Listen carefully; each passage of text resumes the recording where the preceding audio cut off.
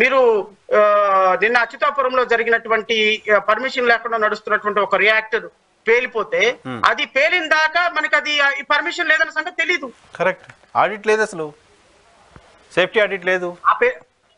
ఆ పిల్లలు చనిపోయినంత వరకు కూడా దానికి పర్మిషన్ లేదన్న సంగతి మనకు తెలియదు. అనాథాశ్రమం రేపొద్దున మన సిమెంట్ ఫ్యాక్టరీ పేలిపోయేంత వరకు అక్కడ పేలింది సిమెంట్ ఫ్యాక్టరీ, అక్కడ క్షతగాతులు ఉన్నారు, అది దానికి రియాక్టర్ పర్మిషన్ లేదన్న సంగతి మనకు తెలియదు. నేనేమంటానంటే రేపొద్దున కొన్ని వందల మంది ఈ హాస్పిటల్లో పేషెంట్లుగా ట్రీట్మెంట్ లో ఉన్నారు. రేపొద్దున for example all of sudden ఈ బిల్డింగ్ కొలాప్స్ అయింది అనుకోండి సార్, ఎన్ని వందల మంది ప్రాణాలు పోతాయి నరసింహరావు గారు? ప్రాణాలు పోతాయి, అదే కదా. Who is held responsible? Flood కూడా వచ్చేయచ్చు కదా లోపలికి, నదిలో కట్టేశారు, ఫ్లడ్ రాకుండా ప్రస్తుతానికి కట్టేశారు, ఫ్లడ్ వచ్చేస్తే లోపలికి ప్రాణాలు పోతాయి కదా సార్. బేస్ లేదు, there is no foundation.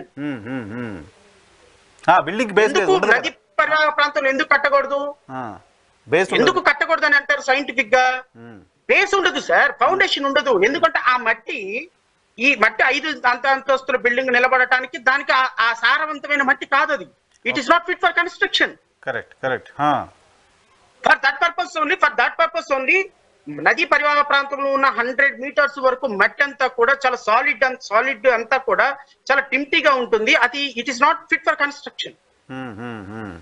That is what national green tribunal says. నువ్వు దాంట్లో 5 అంతస్తుల బిల్డింగ్ కట్టి వందల మంది పేషెంట్లని లక్షల రూపాయలు కట్టుకొని రేపొద్దున నువ్వు ఫారెన్ నుంచి, ఆంధ్ర నుంచి, తెలంగాణ నుంచి, కర్ణాటక నుంచి దేశవ్యాప్తంగా పేషెంట్లు అక్కడ పిలిచి ప్రకృతి ఆశ్రమం అని చెప్పి ఇల్లీగల్ కన్స్ట్రక్షన్ చేసుకుంటూ షెడ్యూల్ పెట్టుకుంటూ లక్షల రూపాయల ఫీజులు వసూలు చేసుకుంటూ రేపొద్దున వాళ్ళ ప్రాణాలు రేపొద్దున ఏదైనా డెమాలిషన్ జరిగితే రేపొద్దున పోతే ఖచ్చితంగా ప్రజల ప్రాణాలే కదా గాల్లో కలిసిపోయేది. Correct correct. దేశం పరువు పోతుంది కదా. విదేశీయులంతా వచ్చి అక్కడ ట్రీట్మెంట్ తీసుకున్నారు చాలా మంది. సో ఒక అమెరికన్ సిటిజన్ ఇక్కడ చనిపోయాడు అంటే అక్కడ అసలు అనుమతి లేదంట, ఇంకేదో దేశానికి అప్రతిష్ట కదా. ఈ దేశం వైపు విదేశీయులు చూడాలంటే భయపడే పరిస్థితి కదా.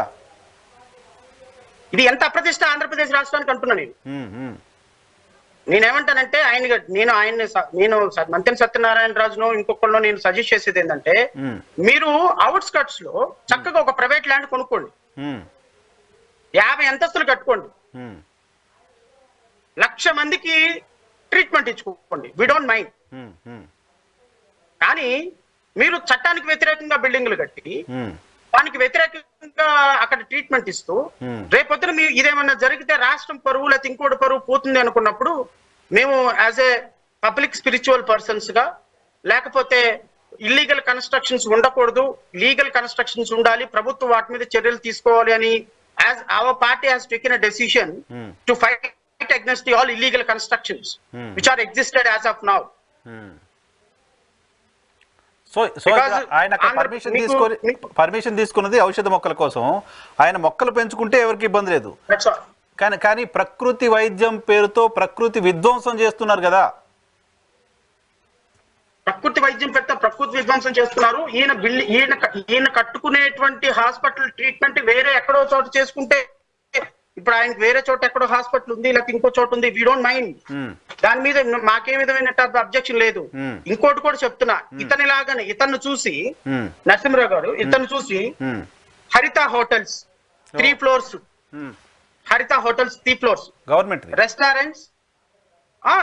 రెస్టారెంట్, కవాడ్ jetties, many other permanent structures in the Beam Park belong to tourism department are situated within 50 meters from the river bank. 50 మీటర్ల లోపు గవర్నమెంట్ కి సంబంధించినటువంటి టూరిజం డిపార్ట్మెంట్ కి సంబంధించినటువంటి many hotels were located. Oh my God. Number 3, the permanent structures like cottages, restaurants, conference hall, etc. built in Bhavani Island is absolutely within 10 meters from the river waters. That is too much. 10 meters. 10 meters, Narasimha garu, 10 meters from the river.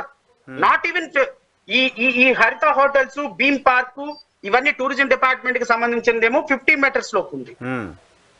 ఈ హరిత hotel Bhavani island ఏమో with in 10 meters లోపు ఉంది. ఈ Bhavani island వాళ్ళకి cottages ఉన్నాయి, రెస్టారెంట్లు ఉన్నాయి, కాన్ఫరెన్స్ హాల్ ఉంది, అండ్ ఇంకా చాలా ఉన్నాయి. వీళ్ళందరూ 10 meters లో. Okay okay. These all illegal constructions. And number ఇంతకంటే దారుణం ఏంటి అంటే irrigation guest house, irrigation department వాళ్ళు గెస్ట్ హౌస్ దుర్గా ఘాట్ కి located river bank irrigation guest house ఒకటి. నెంబర్ 4 ఫుడ్ కోర్ట్ ఒకటి కట్టారు, permanent building 2 floors by Vijayawada municipal corporation, opposite Pandit Jawaharlal Nehru bus station. River bank కి మన government Vijayawada municipal corporation 2 floors తోటి food court ఒకటి కట్టింది. పర్మనెంట్ స్ట్రక్చర్స్ కట్టకూడదు కదా అసలు? ఎవరు అడగాలి? ప్రభుత్వం అడగాలి, ప్రభుత్వమే కడుతుంది. ఎవరు అడగాలి నరసింహరావు గారు? ఈ అడగాల్సిన వాళ్ళంతా. ఇప్పుడు ఇంకోటి కూడా చెప్తా, ఈ ఫుడ్ కోర్ట్ ని ఎవ్రీ మంత్ 3.5 crores కి ఒకటికి టెండర్ ఇచ్చేసారు, లీజుకి ఇచ్చేసారు ప్రైవేట్ వాళ్ళకి. ఇల్లీగల్ కన్స్ట్రక్షన్స్ కొన్ని వందల హోటల్స్ లోపల పెట్టారు. వీటన్నిటికీ కూడా ప్రైవేట్ వాళ్ళకి టెండర్లు పిలిచేసారు. వాళ్ళు they paying 3.5 crores approximately per month అంట. ఐఎమ్ నాట్ షూర్, మేబీ అది కొంచెం అటు ఇటుగా ఉండొచ్చు. సో నేను అనేది ఏంటి అంటే ఇట్లాంటి హోటల్స్, పార్కులు, పెద్ద పెద్ద రెస్టారెంట్లు ఇవన్నీ కూడా 10 meters, 20 meters, 30 meters ఇది కూడా ఎన్ కన్వెన్షన్ హాల్ లాగా చెరువులో కేటాయించబడినటువంటి భూమి. చెరువు క్లాసిఫైడ్ అయినటువంటి చెరువు భూమి. ఈ చెరువు భూమిలో ఈ విధమైనటువంటి కన్స్ట్రక్షన్స్ కట్టి కోట్ల రూపాయల వ్యాపారాలు చేస్తూ 10 కోట్ల రూపాయల రాజకీయ నాయకులకు డబ్బులు ఇస్తూ ఎంత అద్భుతంగా మేము నిత్య హరిశ్చంద్రులం, సత్య హరిశ్చంద్రులం అని మైకుల ముందుకు వచ్చి మాట్లాడే రాజకీయ నాయకులు ఏం పవన్ కళ్యాణ్ ఎందుకు మాట్లాడవు? నేను పవన్ కళ్యాణ్ కూడా అడుగుతున్నా. ఇవన్నీ కూడా నీ డిపార్ట్మెంట్, నీ మినిస్ట్రీ కిందకి ఇర్రెగ్యులారిటీస్ ఉన్నాయి. What you are doing? You tell me. మీరు మీకున్నటువంటి రివ్యూ మీటింగ్ లో ఈ విషయాలు బయటపడలేదా? ఇల్లీగల్ కన్స్ట్రక్షన్స్ అంటే మీ సినిమా హాల్కి ఒక 10 రూపాయల టికెట్ ఎక్కువ పెట్టారని చెప్పి రచ్చ చేసి మీ సినిమా హాల్ గోలగోలు చేసావు కదా. మరి ఇప్పుడు ఈ ఇల్లీగల్ కన్స్ట్రక్షన్స్ మీద ఉక్కుపాదం మోపు ప్రజలు మీ నుంచి చాలా ఎక్స్పెక్ట్ చేస్తున్నారు.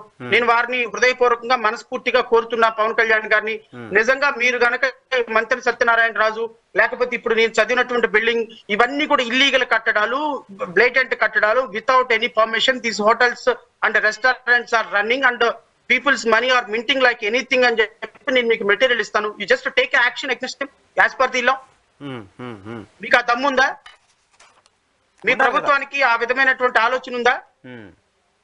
రాజకీయంగా అయితే మీరు చాలా అద్భుతంగా పనిచేశారు. సరే కట్టడాలు కూడగొడతారు వైసీపీ, ఐ డోంట్ మైండ్. నేను ప్రభుత్వాన్ని కూడా అడుగుతున్నా, గత ప్రభుత్వం కూడా ఇన్ని బ్లేటెంట్ ఉంటే ఇంత కళ్ళు మూసుకుని ఎలా నిద్రపోయింది గత ప్రభుత్వం కూడా?